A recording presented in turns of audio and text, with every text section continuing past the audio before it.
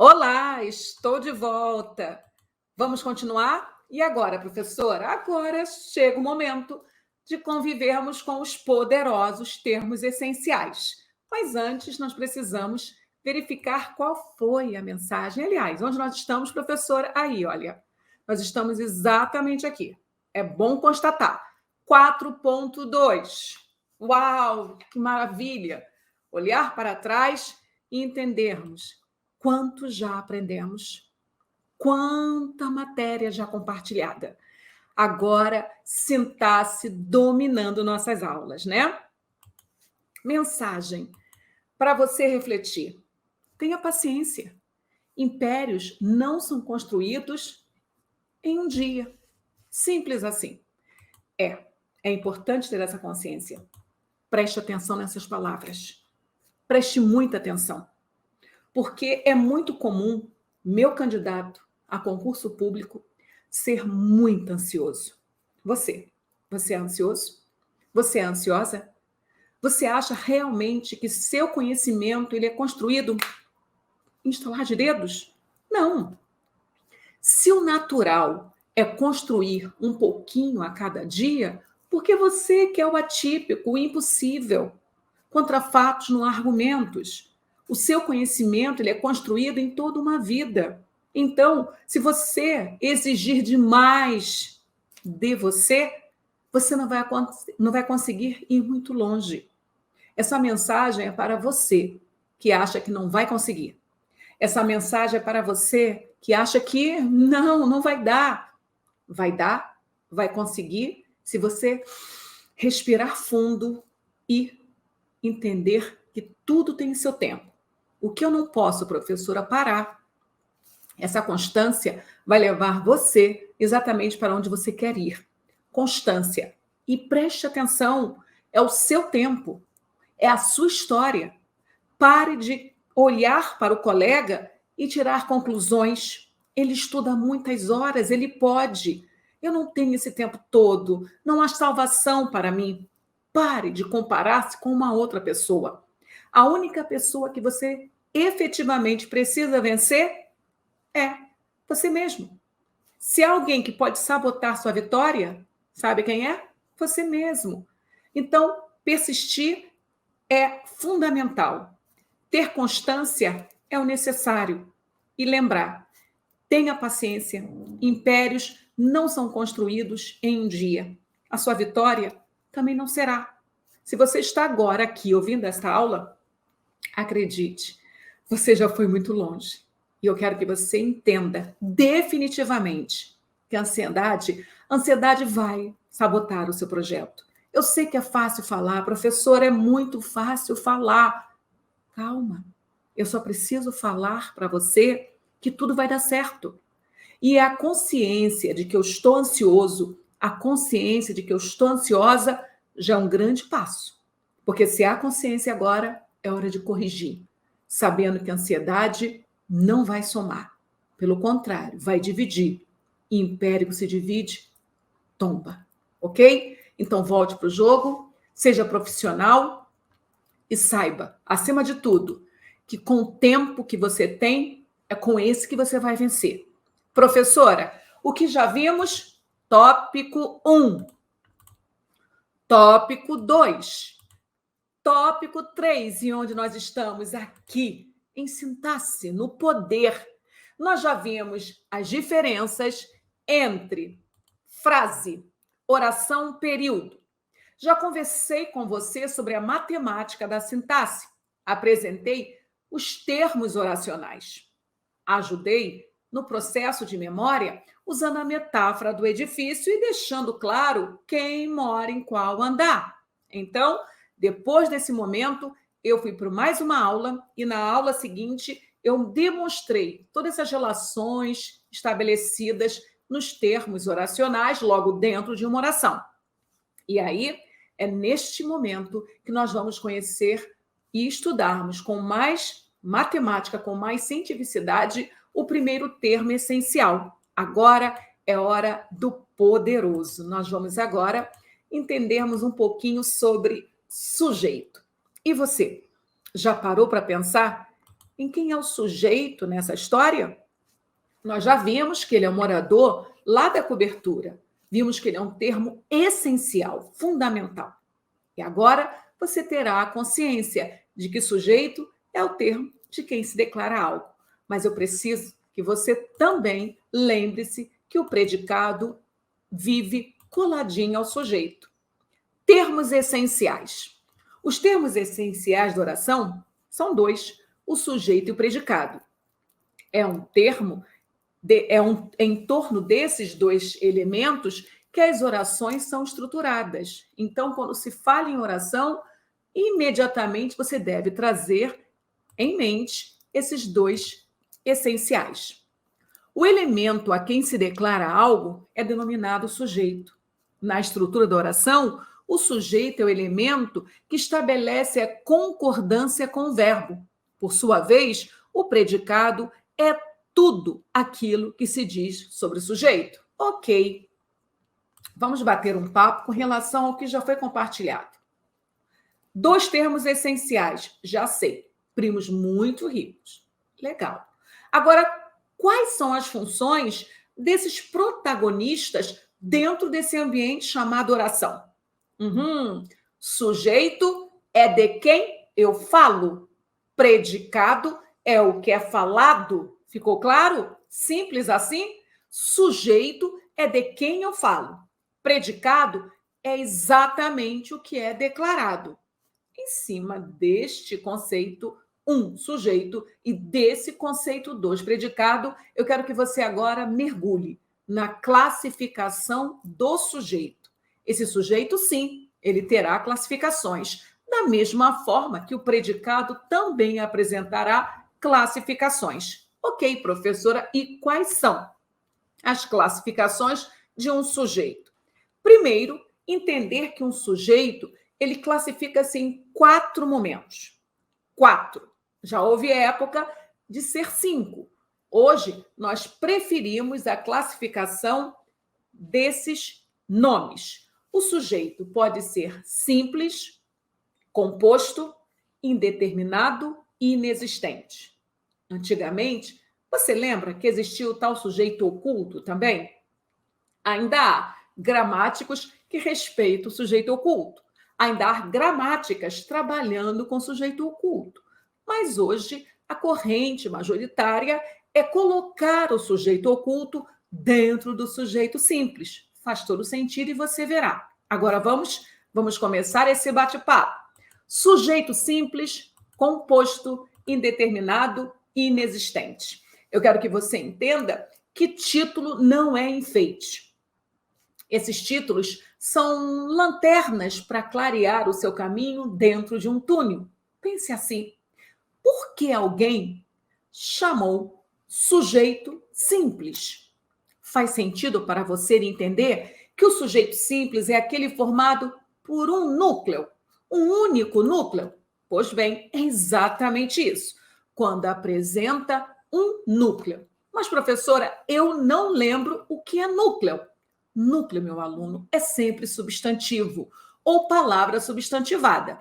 O módulo de morfologia já foi o tópico 3. Se você ainda não dominar classe gramatical, se você ainda não dominar alguns conceitos de morfologia, vale a pena parar a nossa aula e revisar principalmente substantivo, adjetivo e verbo. Essas 3 classes vão aparecer aqui com muita constância. Ok? Então, sujeito simples, sem rodeios, é o sujeito constituído por um único núcleo, uma base substantiva ou palavra substantivada. Se você entendeu bem o que é sujeito simples, vai entender tranquilamente quando o sujeito é composto. Ele será composto quando for constituído por mais de um núcleo, ok? Professora, cadê os exemplos? Calma, eu só estou apresentando para que você entre no mundo da oração, do termo oracional sujeito, para daqui a pouquinho apresentar isso com mais critério para você. Ok, sujeito simples, único núcleo. Sujeito composto, mais de um núcleo. E quando que o sujeito é indeterminado? Preste atenção no nome. O que significa algo determinado para você? Algo claro, professora? Ok. Logo, o que é algo indeterminado? Falta clareza, né, professora? Sim, é algo impreciso. O sujeito indeterminado ocorre quando não se refere a um elemento identificado de maneira clara. Então, há alguém praticando ação verbal, mas eu não sei quem ou quantos. Então, repare que a indeterminação não significa inexistência de sujeito, são conceitos diferentes. Indeterminado é algo que existe, mas não está claro, diferente do sujeito inexistente. Este realmente não existe. Por isso que o sujeito inexistente também é chamado de oração sem sujeito. Ocorre a informação vinculada pelo predicado e esta é centrada em um verbo impessoal.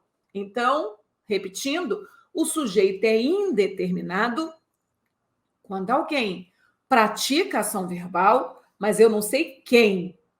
E o sujeito é inexistente quando a ação verbal não é passível de um ser humano desempenhar. Por isso que os verbos são os verbos impessoais. Não lembro, professora, calma, que daqui a pouquinho eu vou conversar com você sobre esses verbos maravilhosos chamados de impessoais. Preste atenção no nome, não é à toa que eles são verbos impessoais, eles estão negando a pessoa, diferente de verbos pessoais que confirmam a pessoa. Vamos começar? Bate-papo aprofundado sobre o sujeito simples. E o que é um sujeito simples mesmo, professora? Apresenta apenas um núcleo ligado diretamente ao verbo. Por que verbo, professora? Porque para você encontrar um sujeito, você precisa mapear essa relação. Nós já conversamos em que consiste a sintaxe. Sintaxe significa o estudo das relações dos termos dentro de uma oração. Se agora vamos trabalhar com sujeito, eu preciso estudar a relação do sujeito com qual classe gramatical? Sempre, sempre, sempre o verbo. É a primeira regrinha da matéria concordância verbal. Verbo concorda com sujeito em número e pessoa. É o poder. Verbo concorda com sujeito em número e pessoa. O verbo só deve obediência ao sujeito. Então, se você quer descobrir o sujeito, olhe para o verbo. E mais, como nós estamos num ambiente sintático, é matemático. Se você quer encontrar sujeito, pergunte sempre antes do verbo. Se você perguntar depois o que vai acontecer, vai errar. Porque para você perguntar depois do verbo, você está na busca dos complementos verbais. Então, para você encontrar sujeito, você pergunte sempre antes do verbo. Feito? Maria foi à praia. Quem foi à praia? Maria. Por mais que eu mude Maria de posição dentro da oração, o verbo não vai trair, ele vai entregar Maria. Foi à praia? Maria. Continue perguntando antes do verbo. Quem foi à praia? O verbo vai entregar. Cláudia, foi a Maria. Ela foi deslocada, está lá no final da oração, mas foi ela quem praticou a ação verbal. Beleza? Então, mais uma vez, vamos constatar com um exemplo. A rua está deserta. Qual foi o acordo? Mapear o sujeito. Eu só posso classificar o sujeito se primeiro eu encontrei o sujeito dentro da oração. Faz sentido? Então, primeiro procedimento, qual é o primeiro passo? Encontrar o verbo. Encontrado o verbo, faça a pergunta antes dele. Quem estava deserta? O que estava deserta? A resposta? A rua. Você percebeu? Quando o antecedente é pessoa, vale perguntar quem. Quando o antecedente do verbo é uma coisa, pergunte o quê? Rua não é pessoa. A rua estava deserta. O que estava deserta? Rua. Repare que rua é formado por um único substantivo, um único núcleo. É um sujeito simples. Os meninos estão gripados. Todos cantaram durante o passeio. Primeira pergunta: quem está gripado?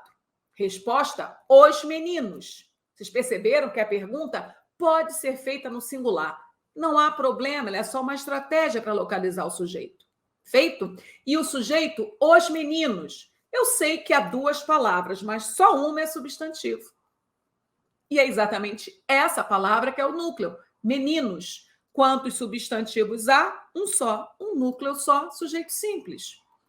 Todos cantaram durante o passeio. Primeiro passo, localizar o verbo, cantaram. Segundo passo, perguntar antes do verbo para localizar o sujeito. Quem cantou? Todos. E terceiro passo, agora sim, diante do sujeito, pode classificar. Quantos núcleos há? Um só. Então, sujeito simples. Pare tudo, professora. Pare tudo. Por quê? Todos não é substantivo, Cláudia. Todos é um pronome indefinido. Repare o contexto. Respeite o moço. É o contexto que determina isto, né? Todos, nesse momento, é um pronome substantivado. Ele está no lugar do nome. Então, ele recebeu aquela procuração com plenos poderes. Em que aula mesmo a professora falou sobre isto? Pronome, que foi a última classe gramatical dos estudos do terceiro tópico, morfologia. Exatamente. Existem pronomes adjetivos que acompanham o substantivo e existem os pronomes substantivos poderosos, como esse em questão. Então, neste momento, este pronome que nós estamos vendo em tela, todos, é o tal pronome que recebeu a procuração do substantivo e agora desempenha papel de substantivo. E se ele desempenha o papel do substantivo, ele recebe todos os benefícios de um substantivo.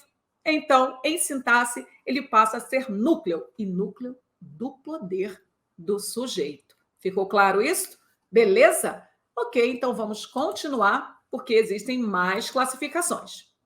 Se você entendeu o sujeito simples, claro que você vai tirar de letra esse sujeito composto, que é aquele formado por mais de um núcleo ligado diretamente ao verbo. Ok? Ok, professora, mande o exemplo. Tênis e natação são ótimos exercícios. Procedimento metodológico, nós estamos dentro de um tópico de sintaxe e quem assiste a esta aula objetiva aprovação em concurso público. Meu aluno não possui tempo a perder. Ele precisa de estratégia para não ser esforçado e sim avançar nos estudos, no aprendizado. Então, há um processo. Primeiro passo, sempre que na sua prova cair questão de sintaxe, primeiro passo, descobrir o coração de uma oração. O que nunca vai faltar em uma oração, meu aluno, o verbo. E tudo começa por ele. Então, primeiro passo, localizar o verbo. Ok, são. Legal. Segundo passo, lembrar da metáfora do edifício. Termos essenciais. Primeiro, procure os donos da casa. Só depois converse com os funcionários, com os visitantes, com os empregados. Então, para eu entrar na casa de alguém, eu peço licença aos donos. E, neste caso, os donos é o sujeito e o predicado. Então, depois que você localizou o sujeito, localizou o verbo, trate de identificar o sujeito. E como eu faço isso, Cláudia? Procedimento 2, perguntando antes do verbo. O que são ótimos exercícios? Tênis e natação. Acabou de encontrar o sujeito. Agora que você já encontrou o sujeito, só agora você pode classificar. Você não pode classificar se você não encontrou o termo. Ok. Quantos núcleos há nesse sujeito? 2, professora. Tênis e natação. Sujeito composto. O mesmo acontece com pais e filhos viajam juntos todos os anos. Quem viaja junto? Pai, primeiro núcleo. Filho, segundo núcleo. Se há 2 núcleos, já sei, sujeito composto. Chegaram 6 ou 7 clientes. Você percebeu? Vamos aplicar com toda a calma o processo, porque o processo é o poder. Primeiro passo, localizar o verbo. Chegaram. Segundo passo, perguntar antes do verbo. O que chegou? O quem chegou? 6 ou 7 clientes. Você percebeu? Mesmo o sujeito estando deslocado, o verbo entrega de bandeja. Quem chegou? 6 ou 7 clientes, Cláudia. Ok, já sei que existem 2 núcleos, 6 ou 7 clientes. Na verdade, 6 clientes ou 7 clientes. Você percebeu? Fique esperto, porque tudo isso vai cair na sua prova. E desta forma, mudando e quebrando paradigmas. Ok, se há 2 núcleos, já sei que o sujeito é composto, molezinha, podemos avançar. Agora, vamos dobrar as atenções, ou melhor, triplicar, porque cai mesmo em provas. Sujeito simples, importante. Sujeito composto, importante. Sujeito indeterminado, importantíssimo. Você já aprendeu quando usar superlativo na língua portuguesa, né? Entregar quinta potência é muito importante, sujeito indeterminado. Então, vamos pelo início. Professora, o que é um sujeito indeterminado? Vamos buscar esse conceito para que tudo fique claro para você. Sujeito indeterminado é aquele no qual não é possível identificar um referente explícito na oração ou no contexto do enunciado. Para a flexão verbal, pode ser construído por 2 pontos, vamos daqui a pouquinho avançar. Mas antes, eu quero que você entenda essa matemática de quando o sujeito é de fato indeterminado. Indeterminado, eu já sei, existe, mas eu não consigo descobrir, professor. Ou você não consegue descobrir, ou você está inviabilizando que alguém descubra. Não entendi. Vamos juntos. Se eu falar para você, roubaram a padaria da esquina, roubaram a padaria da esquina? Primeira pergunta: houve alguém praticando essa ação verbal? Sim, professora. Ok, então já sei que é sujeito. Legal? Segunda pergunta: você sabe quem roubou a padaria da esquina? Não, professora. Eu sei que alguém roubou, mas eu não sei quem. Ok, você não sabe quem nem quantos. Exatamente porque o verbo apresenta-se na terceira pessoa do plural, que é marca de indeterminação de sujeito. Roubaram a padaria da esquina, eu sei que alguém praticou esta ação, mas eu não sei quem. Então, esse sujeito existe, mas ele não está claro. Por ele não estar claro, eu não vou anunciar nem sujeito simples, nem sujeito composto. Eu sei que ele existiu, então não vou falar que ele é inexistente. Eu só vou falar que o sujeito é indeterminado. Até aqui ficou claro? Então, essa indeterminação ela vai acontecer pelo verbo na terceira pessoa do plural ou na terceira pessoa do singular mais a partícula C. Demonstre, professora. Precisa-se de professores na escola. Precisa-se de professores na escola. A pergunta é: há alguém precisando de professores? Sim. Você sabe quem? Não, não sei. Você sabe quantos? Também não sei, professora. É porque o sujeito está indeterminado. Precisa-se de professores. Alguém está precisando, mas eu não sei quem. Você não sabe quem, porque a estrutura oracional não possibilita.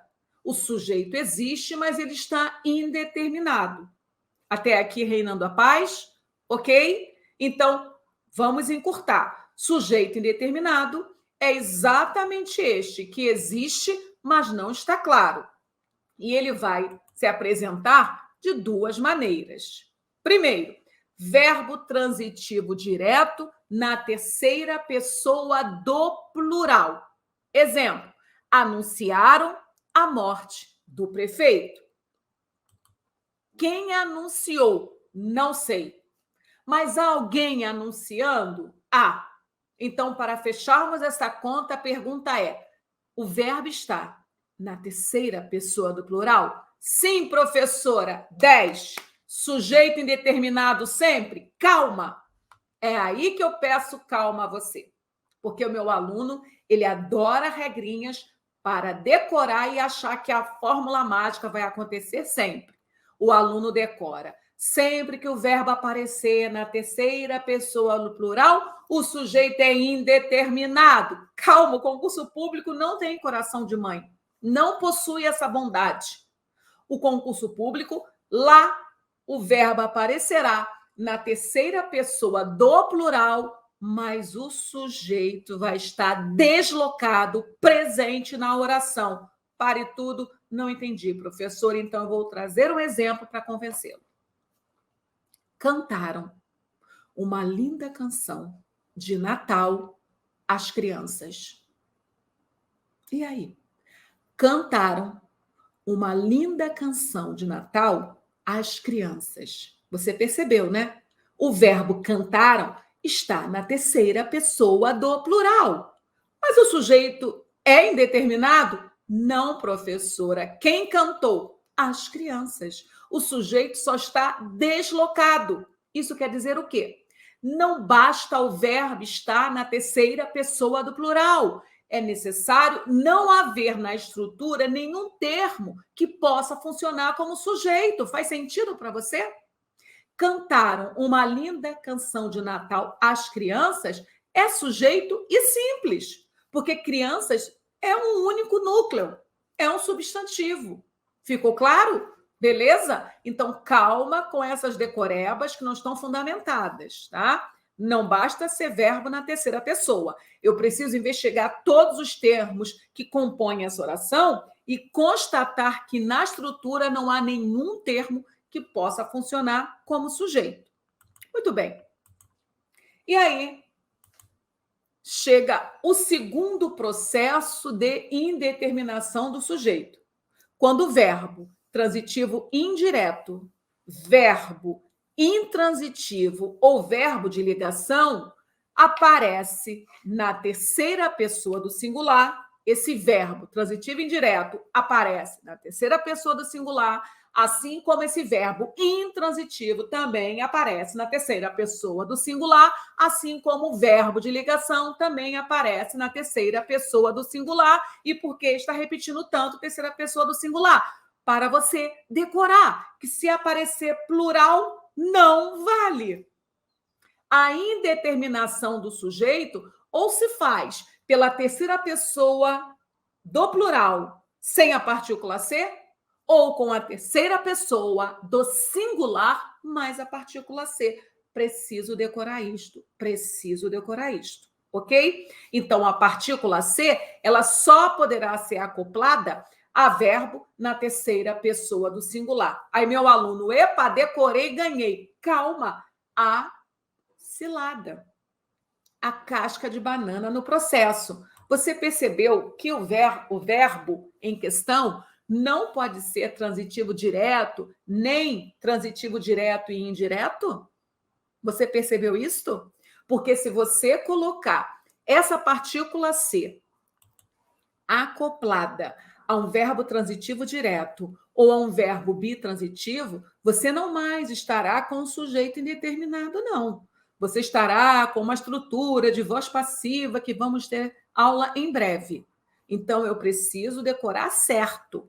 Essa partícula ser só será chamada de partícula indeterminadora do sujeito se essa estiver acoplada a um verbo transitivo indireto na terceira pessoa do singular, verbo intransitivo na terceira pessoa do singular ou um verbo de ligação também na terceira pessoa do singular.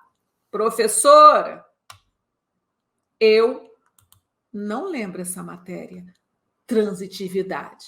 Eu sei, calma, que se você não lembra esse conteúdo, nós vamos ter aula sobre isso também. Mas agora você vai focar nesta fórmula, porque eu vou precisar mesmo que você tenha essa memória. Ok, conceito compartilhado, vamos ao exemplo. Não se fala da morte do prefeito no jornal local.